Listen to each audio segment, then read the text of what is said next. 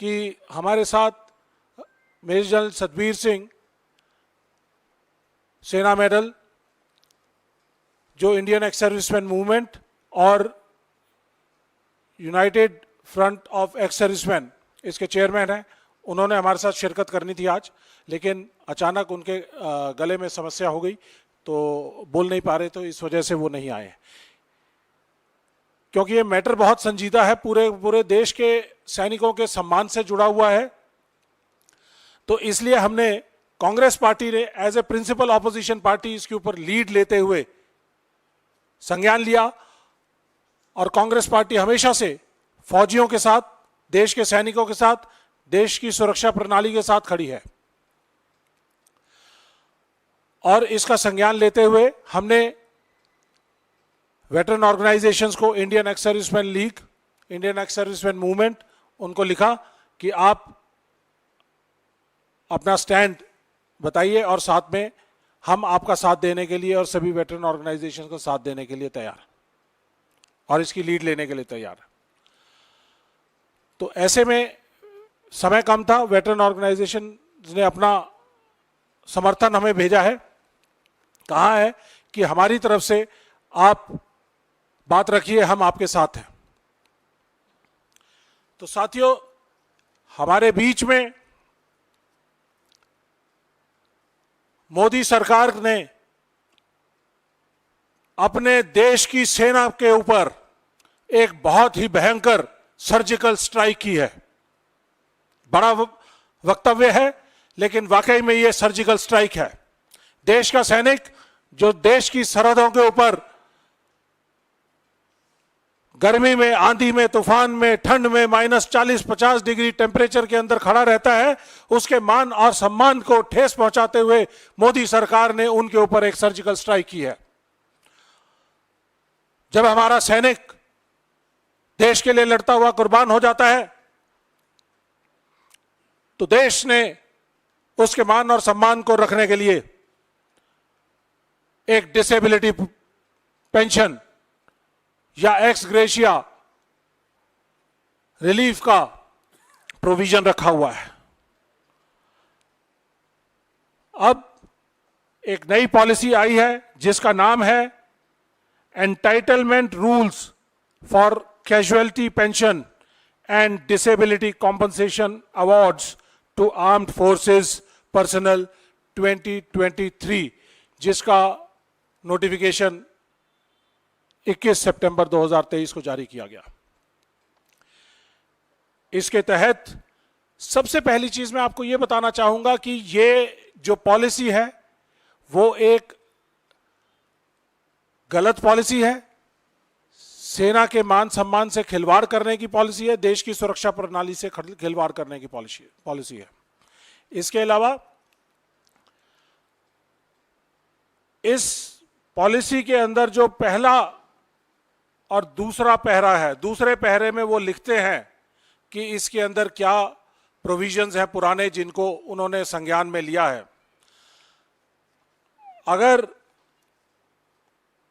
कोई भी defence mechanism के अंदर कोई भी कार्रवाई या नोटिफिकेशन जारी किया जाता है, उसके लिए गजट नोटिफिकेशन जारी किया जाता है, जिसको पार्लियामेंट के दोनों सदन, लोकसभा और राज्यसभा दोनों से पास किया जाना चाहिए। हमारे डिफेंस सर्विसेज रेगुलेशन एक्ट 1948 उसको बाय एक्ट ऑफ पार्लियामेंट पास किया गया था।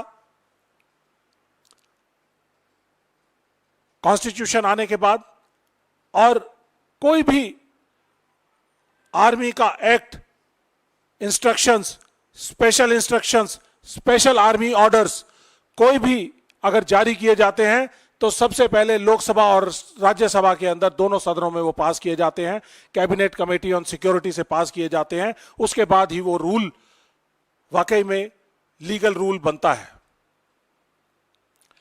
इस पॉलिसी को जारी करने के लिए defence ex serviceman welfare department, DESW, ministry of defence ने इसको जारी किया है।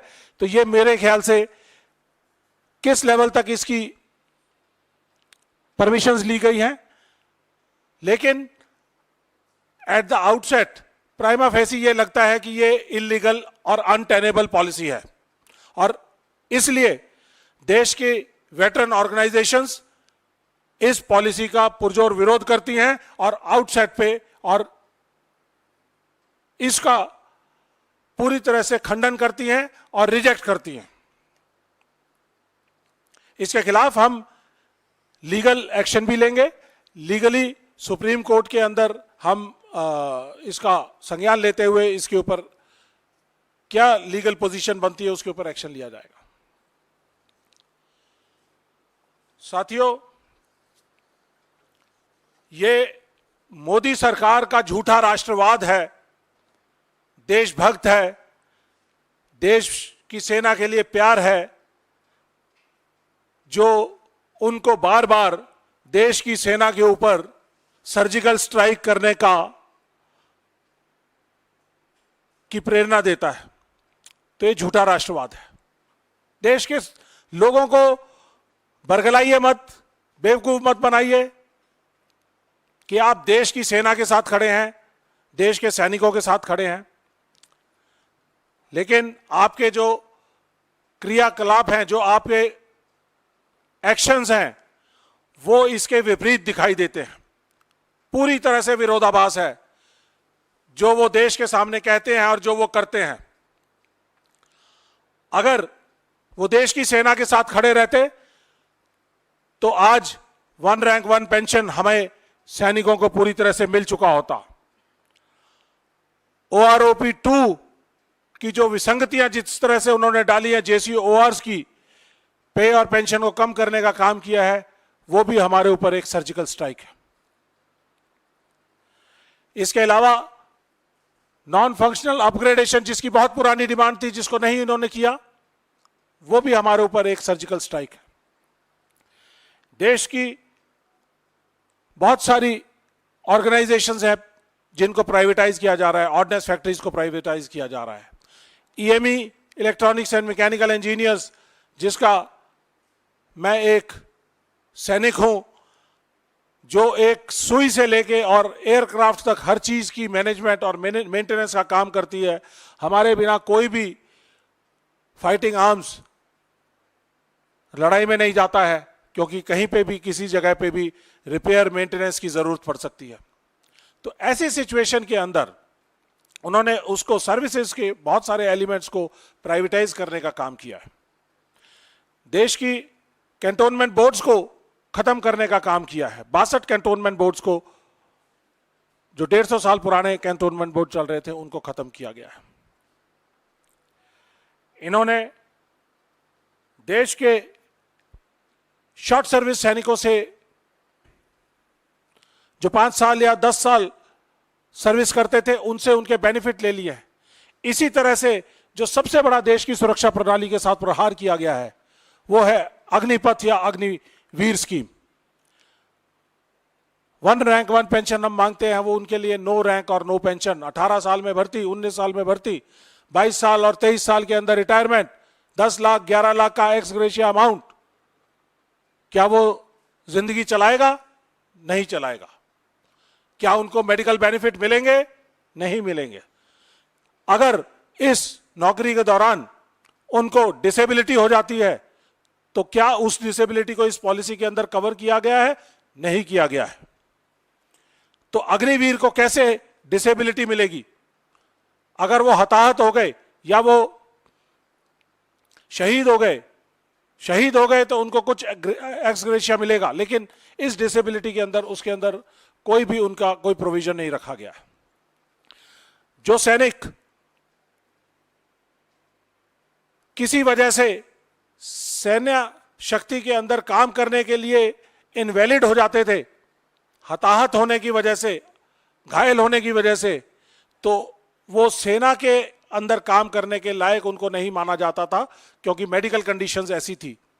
तो उनको इनवैलिड आउट किया जाता है।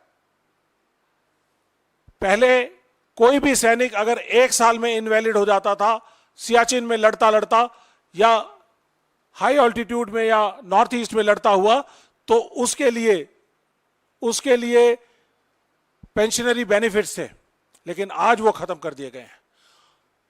उसके लिए कम से कम मिनिमम सर्विस कंडीशन लगा दी गई है 10 साल। इसका मतलब 10 साल से नीचे के सैनिक जो है उनको घायल होने का अधिकार नहीं है। क्या ऐसी स्थिति के अंदर हमारी सेना बिना बोझ के, बिना स्ट्रेस के काम कर पाएगी? नहीं कर पाएगी। तो साथियों, ये बहुत सारे इंपॉर्टेंट प्रोविजंस हैं जो मैं आपको बताना चाहता था। अब डिसेबिलिटी पेंशन जो है हमारी, उसके दो हिस्से हुआ करते थे। एक हिस्सा था सर्विस पेंशन और दूसरा होता था डिसेबिलिटी एलिमेंट। सर्विस एलिमेंट और डिसेबिलिटी एलिमेंट। जो रेगुलर सर्विस करके शेप 1 पूरी तरह से सेहतमंद वापस आते हैं तो उनको सर्विस एलिमेंट मिलता है, और जो लोग डिसेबल हो जाते हैं किसी भी कारणवश in the line of duty काम करते हुए, तो उनके लिए डिसेबिलिटी एलिमेंट दिया गया था। तो ये डिसेबिलिटी एलिमेंट और सर्विस एलिमेंट मिलकर सर्विस टोटल मिलाकर कंबाइंड तौर पे डिसेबिलिटी पेंशन बनाया जाता था। लेकिन आज इन्होंने इस पॉलिसी के जरिए डिसेबिलिटी एलिमेंट को खत्म कर दिया है, उसका नाम बदल दिया है। उसका नाम कर दिया है इम्पेयरमेंट रिलीफ। जैसे ही आप इसको इम्पेयरमेंट रिलीफ कहते हैं तो ये पेंशन ना रह के एक एक्स ग्रेशिया अमाउंट होगा जो मंथली दिया जाएगा, जो पूरी तरह से लीगली भी और सेना के काम काज के खिलाफ है, उनकी लाइन ऑफ ड्यूटी के खिलाफ है। इससे रिलेटेड एक और चीज आती है, वो है जो डिसेबिलिटी पेंशन है उसके ऊपर इनकम टैक्स रिलीफ दिया जाता था। जो डिसेबल्ड सोल्जर हैं उनको डिसेबिलिटी के लिए सरकार ने इनकम टैक्स रूल्स के तहत उनकी पेंशन को पूरी तरह से मान और सम्मान देते हुए उनको इनकम टैक्स फ्री किया हुआ था। लेकिन जैसे ही नाम बदली हुआ, पेंशन से रिलीफ हुआ, तो ऑटोमेटिक इनकम टैक्स के प्रोविजन के तहत ये automatic cancellation of tax benefits होगा। तो क्या मोदी जी देश के सैनिकों का एक दिया हुआ बेनिफिट, इनकम टैक्स रिलीफ का बेनिफिट वापस लेना चाहते थे? और उसके लिए उन्होंने एक ये नई पॉलिसी बनाई जिसके अंदर ऐसे प्रोविजन डाल दिए कि जो देश मान और सम्मान करते हुए उनको टैक्स रिलीफ देता था वो खत्म कर दिया गया। सुप्रीम कोर्ट ने भी कहा है कि जब सर्विस कंडीशंस आपने पहले से लेआउट की हुई हैं और आप एक सैनिक को एक मापदंड के तहत शेप 1 कंडीशन के अंदर उसको इंडक्ट करते हैं, तो शेप 1 में ही वो वापस आना चाहिए। अगर शेप 1 में वापस नहीं आता तो किसी भी एरिया में उसने काम किया हो तो उसको डिसेबिलिटी का बेनिफिट मिलना चाहिए। ये सुप्रीम कोर्ट की रूलिंग है, और उसको निगेट करते हुए इन्होंने बहुत ही कानूनों को बहुत ही तोड़ मरोड़ कर पेश किया है इसके अंदर, जो कि देश के सैनिकों के मोराल के लिए, देश की सेना के लिए उनके खिलाफ है। इसके साथ साथ मैं आपको दो पैरेलल ड्रॉ करना चाहूंगा, सिविलियन और डिफेंस डिसेबिलिटी सिस्टम के बारे में। सिविलियन डिसेबिलिटी सिस्टम के हिसाब से गुवाहाटी में बैठे हुए कोई भी सेंट्रल गवर्नमेंट के अधिकारी, जवान या कोई भी पर्सनल, अगर उसको हार्ट अटैक आ जाता है या कोई भी डिसेबिलिटी हो जाती है, कोई प्रॉब्लम आ जाती है, तो वो कवर होती है उनके डिसेबिलिटी रूल्स के अंदर, जिसके लिए कहाँ वो एक्स्ट्रा ऑर्डिनरी वाला, ये एक्स्ट्रा ऑर्डिनरी पेंशन के ऑर्डर्स है सेंट्रल गवर्नमेंट सर्विसेज के लिए। इसके अंदर हार्ट अटैक जैसी बीमारी जो किसी को भी आ सकती है, स्ट्रेस रिलेटेड इश्यूज कभी भी कॉन्ट्रैक्ट किए जा सकते हैं, तो उसके लिए उन्होंने सेंट्रल गवर्नमेंट सर्विसेज ने सही प्रोविजन किया हुआ है। लेकिन गुवाहाटी में बैठा हुआ या इम्फाल में लड़ाई लड़ता हुआ या अरुणाचल की हाई ऑल्टीट्यूड एरिया में या जम्मू एंड कश्मीर की हाई ऑल्टीट्यूड एरिया के अंदर या इंसर्जेंसी एरिया के अंदर हमारे अगर किसी भी सैनिक को अगर हार्ट अटैक आ जाता है तो वो इस चीज के लिए कवर नहीं होता। तो ऐसी ऐसी विसंगतियां इन्होंने डाली हुई हैं। साथियों, आपको एक और बात जानकर हैरानी होगी कि हमारे देश की जो एवरेज लाइफ स्पैन है वो तकरीबन 73 साल है और हमारे फौजियों का जो लाइफ स्पैन है, एवरेज लाइफ स्पैन है, वो 63 साल है। 10 साल, इस 10 साल की कॉम्पनसेशन कहां है? जब हमारा साथी, हम लोग हाई ऑल्टीट्यूड एरिया के अंदर काम कर रहे होते हैं तो उसका स्ट्रेस का, एनवायरमेंटल कंडीशन का, क्लाइमेटिक कंडीशन का, स्ट्रेन का, पेन का, सबका असर पड़ता है हमारे शरीर के ऊपर। और इसी वजह से हमारी जो एवरेज है, एवरेज लाइफ आम नागरिकों से तकरीबन 10 साल कम है। इस 10 साल की कॉम्पनसेशन कहां है? मोदी जी, मैं सवाल पूछता हूं आपसे कि आपने क्या इन चीजों का संज्ञान लिया जब ये आपने इनको डिसेबिलिटी पेंशन को जिस तरह से आपने कम करने का काम किया? आपने इसका संज्ञान नहीं लिया।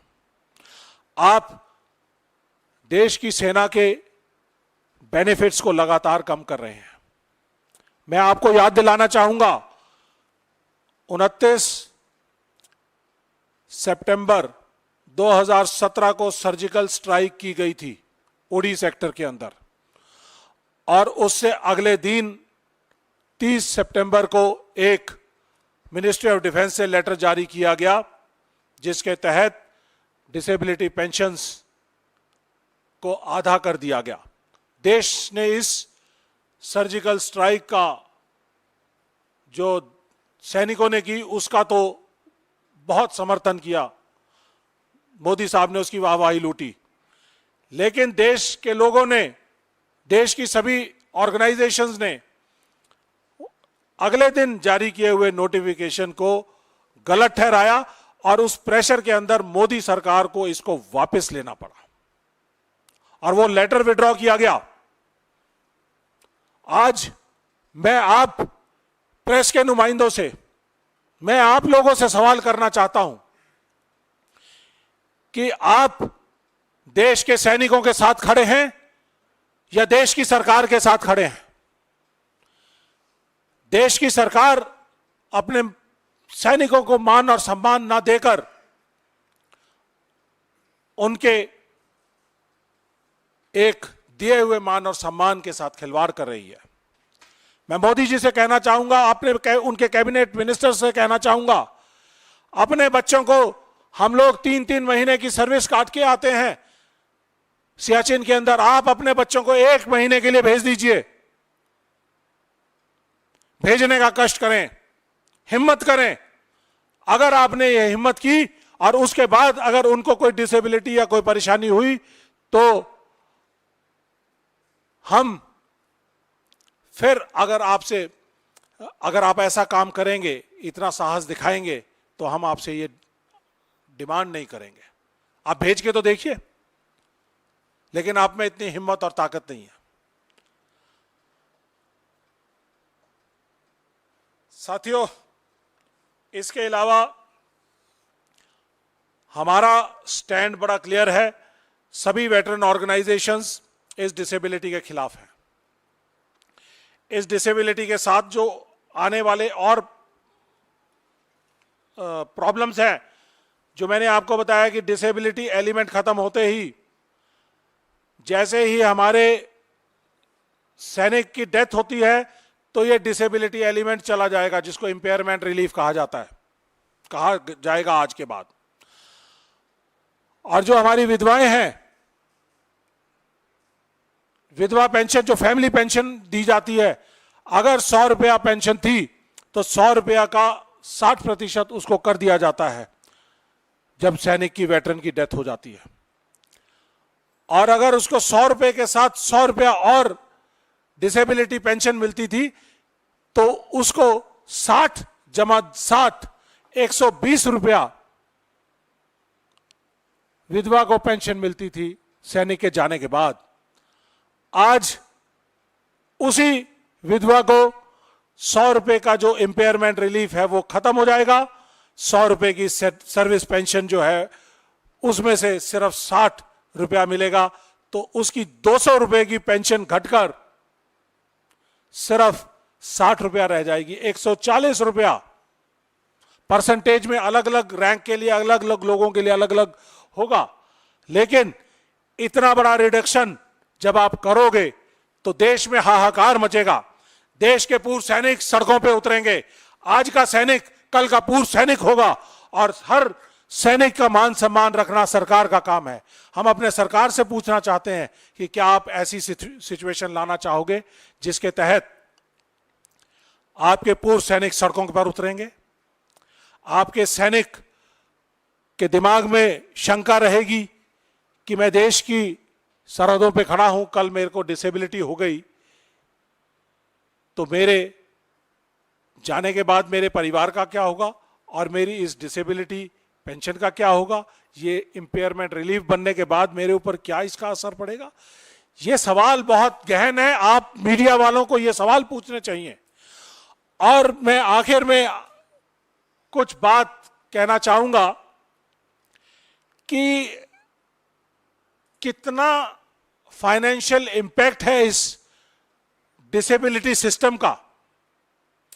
देश में डिसेबिलिटी सिस्टम का 4000 करोड़ रुपया देश के एक्सचेकर से जाता है, सिर्फ 4000 करोड़।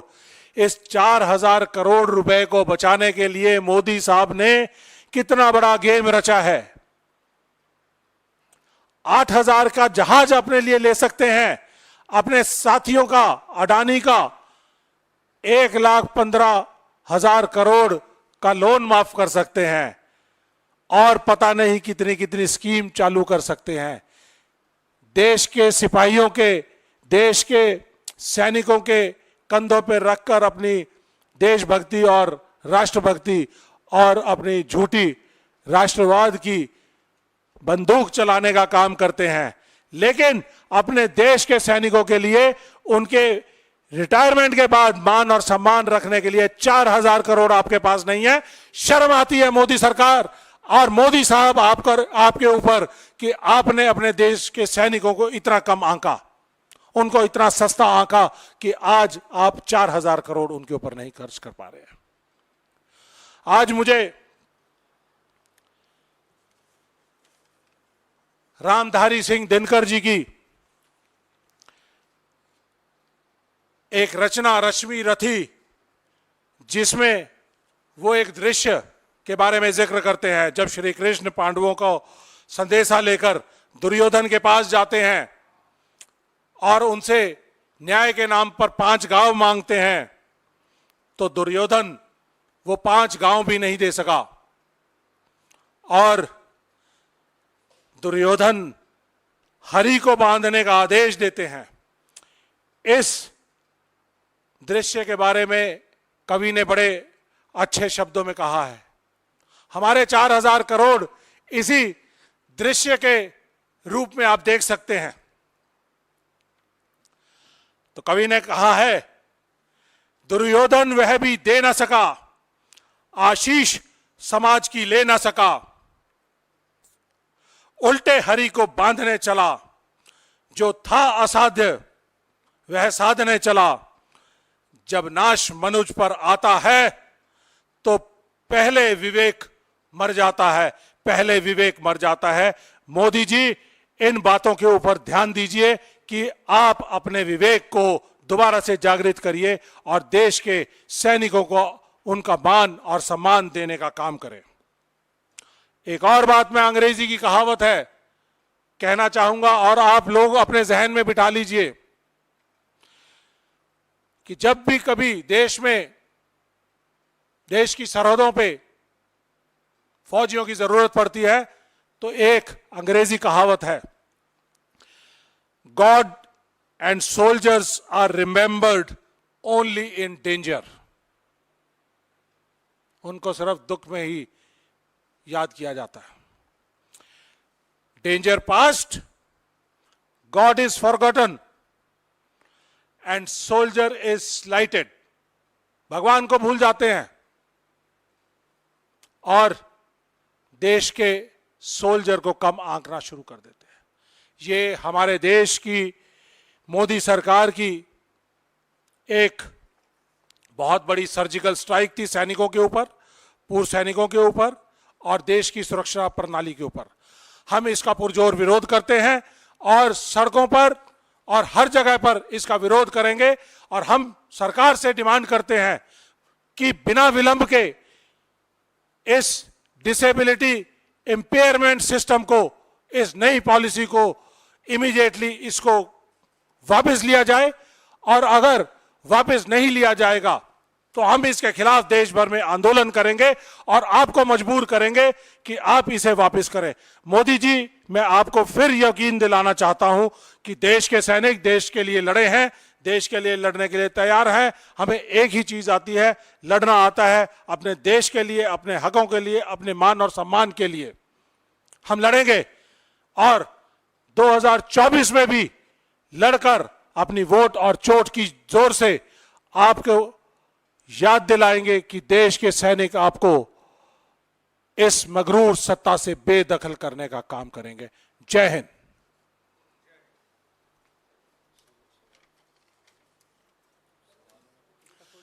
कोई सवाल?